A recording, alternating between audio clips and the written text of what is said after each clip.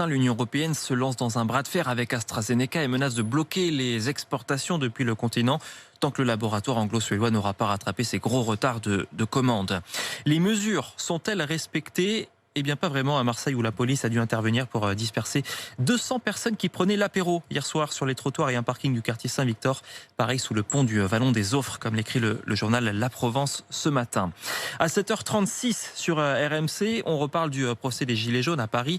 2 ans et demi après le pillage de l'Arc de Triomphe, 8 manifestants ont été condamnés hier soir à des peines symboliques de prison avec sursis ou de travail d'intérêt général pour leur rôle jugé modeste ce jour-là. Encore des centaines de toiles de tente, on le disait, et environ 200 migrants rassemblés hier soir à Paris, place de la République. C'était 4 mois après le rassemblement qui avait dégénéré, souvenez-vous, avec une évacuation manu militari. Cette fois, pas d'incident donc, et le campement a été installé. Yann Manzi d'une association à l'origine de cette action explique pourquoi.